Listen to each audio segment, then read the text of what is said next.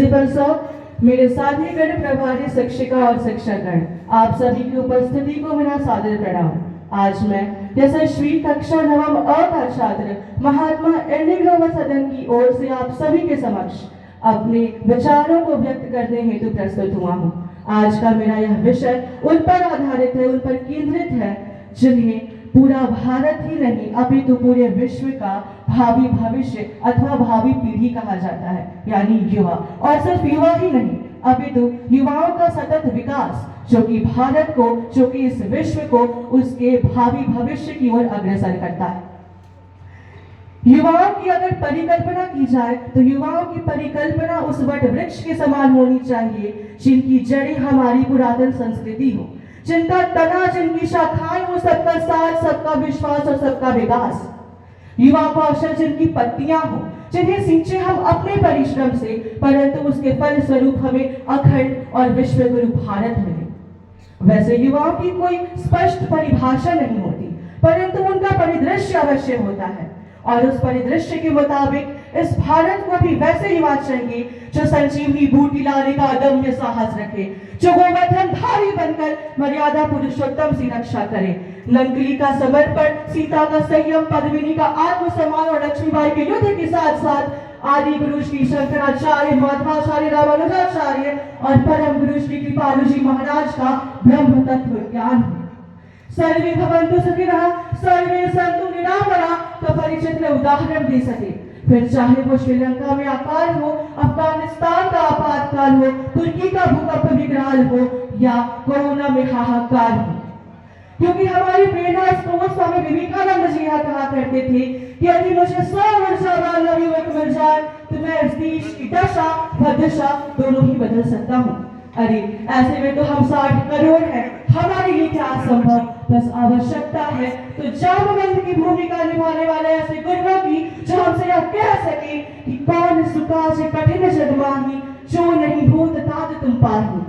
बस आवश्यकता है हर युवा को यह पहचानने की कि वह क्या कर सकता है। जिस भी युवा को अध्यात्म में रुचि हो वह धर्म का प्रचार करे, शास्त्रों से परिपक्व युवा सरोज की नाडू बनकर विश्व में भारतीय संस्कृति को परिचित करे। हम कबड्डी, हॉकी, क्रिकेट, टेनिस खेले तो भारत के लिए खेले। अगर कोई हिमा दास दौड़कर नारी सशक्तिकरण का उदाहरण देते हुए स्वर्ण पदक जीते तो वो भारत के लिए जीते। हमारे देश के गांव का युवा आगे आए और देश हित में नीरज चोपड़ा जैसा भाला फेंके। सर्वे भवन्तु सुखिनः, सर्वे सन्तु निरामया, वसुधैव कुटुम्बकम् और पर्यावरण संरक्षण, अतिथि देवो भव की भावना को जागृत करने की आवश्यकता है। परंतु यह तभी संभव है जब हमारे इस देश के युवा अपने कर्मों का निर्वाह करते रहे। जो युवा दौड़ सकता है वो दौड़े, जो चल सकता है वो चले और जो रेंग सकता है वो रेंगे, परंतु कभी भी राशि या किस्मत के भरोसे खाली नहीं बैठे, क्योंकि राशियां राम और रावण दोनों की एक थी, परंतु नियति ने उनको उनका फल उनके कर्म के हिसाब से दिया। जिस लक्ष्य की प्राप्ति की मैंने बात की वह तभी पा पाना संभव है जब इस देश के युवा अपने कर्म के साथ साथ, कर्म के निर्वाहन के साथ साथ धर्म या जात के नाम पर भेदभाव करते हुए लड़े नहीं, अपितु वसुधैव कुटुम्बकम् की भावना को जागृत करते हुए सबको एक परिवार माने।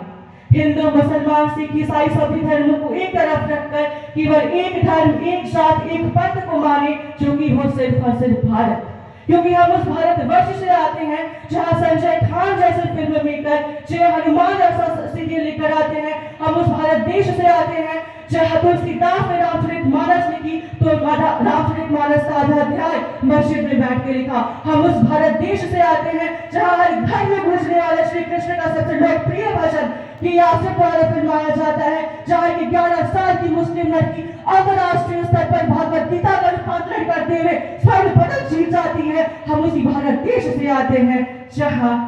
मुगल शासक शाहजहां के बेटे ने भगवत गीता, योग वशिष्ठ और विष्णु पुराण जैसे हिंदू ग्रंथों को अरबी और फारसी में रूपांतरण किया हो। अरे हम उसी भारत देश से आते हैं जहां हिंदू और मुसलमान एक दूसरे के पूरक हैं। रामायण का एक छोटा सा प्रसंग मैं आप सभी के सामने रख रहा हूँ कि जब श्री राम को वनवास हुआ था तो उन्होंने अपनी वनवास की प्रथम रात्रि एक कीवट के घर पर बिताई थी।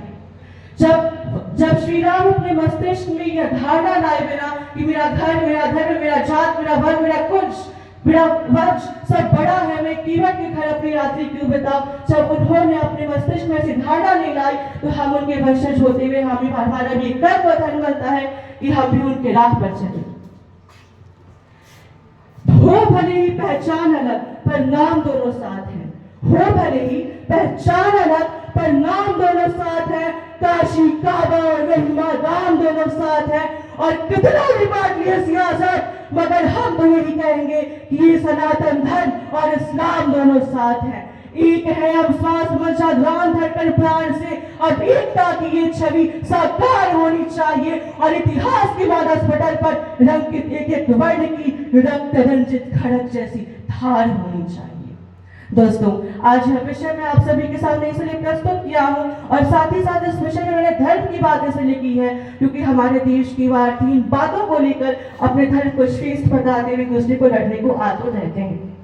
अगर युवाओं की बात हो ही रही है तो मैं हमारे भारत के इतिहास से कुछ युवाओं की टिप्पणियों को संकलित करके उनका इंतखाब करके आप सभी के सामने रखता हूँ कि वही भारत की जननी है जहाँ एक 20 वर्षीय युवा प्रताप सिंह पारक से जब एक अंग्रेज सार्जेंट ने पूछा कि तेरे पिता की फांसी माफ कर दी जाएगी, तेरे चाचा का वारंट रद्द कर दिया जाएगा, तेरी जमीन जो ले ली गई है वो तुझे वापस कर दी जाएगी, तो बस अपने दोस्तों अपने साथियों का पता बता। तो उस 20 वर्षीय युवा प्रताप सिंह पारक ने यह जवाब दिया कि मैं एक माँ के खून के आंसू पोंछने के लिए करोड़ों माँ के खून के आंसू नहीं बहा सकता। हम उस भारत की जननी से आते हैं जहाँ नचिकेता जैसे युवा हुए थे जो अपने पिता की एक आज्ञा पर यमरूपी शेर का हार बनने के लिए तत्पर हो गए थे। हम उसी भारत देश से आते हैं जब एक 16 साल का युवा एसएसबी का इंटरव्यू देने जाता है और वहां जब बैठे पैनल ने उसे यह प्रश्न किया कि तुम इस देश की सेना में क्यों जुड़ना चाहते हो, तो उस बेटे का जवाब था कि मैं इस देश के लिए परमवीर चक्र जीतना चाहता हूँ। पैनल ने फिर से पूछा कि क्या तुम जानते हो कि यह परमवीर चक्र कब मिलता है, तो उसने कहा हाँ जानता हूँ, यह मरणोपरांत मिलता है, पर मैं आपको यह आश्वासन देता हूँ कि मैं इसे जीवित लाऊंगा। उस 16 साल के युवा का नाम था कैप्टन मनोज पांडे जो 3 जुलाई 1999 को खालूबारी की पहाड़ियों में अकेले ही पाकिस्तान के 27 बंकरों को तबाह करते हुए भारत माँ की गोद में अपना सिर रखकर सो गया। हम इसी भारत की तरुणाई के हस्ताक्षर हैं।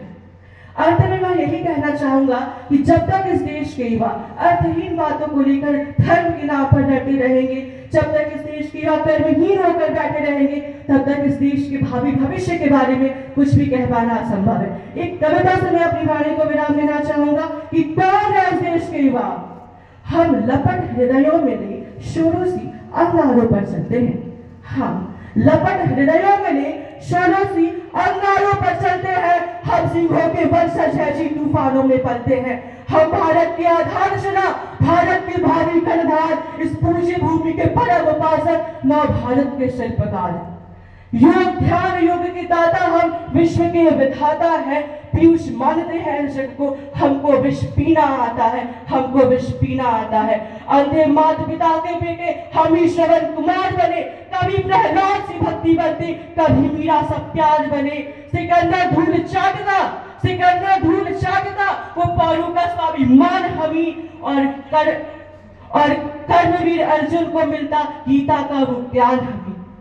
पानीपत का युद्ध हमें, हल्दी घाटी की ताकत हमी, जब हम हनुमान बनते तो सूरज निकला करते हैं, जब हम हनुमान बनते तो सूरज निकला करते हैं, दुर्वासा के क्रोध में सारे के सारे सिंहासन पिघला करते हैं, जब हम महावीर बनते तो हम हर क्रोध क्षमा कर सकते हैं, और जब हम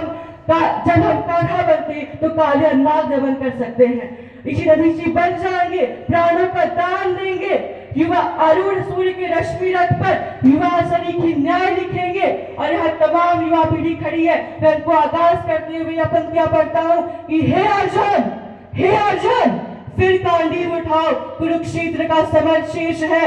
गंगा सुत निद्रा को त्यागो, भीष्म प्रतिज्ञा धरनी है, हनुमान पर चारा फटकाओ, आज फिर देश संकट में है, परशुराम फिर फरसा थामो, एक नई लड़ाई लड़नी है, विश्व गुरु की संतानों, भारत माँ की संतानों, अब धमनी में रक्त नहीं लावी का संचार करो, आसमान थरथरा जाएगा, वसुधा में भूगोल उठेगी, जय भारत जय जय भारत, फिर कतरा कतरा बोल उठेगी, कतरा कतरा बोल उठेगी। धन्यवाद।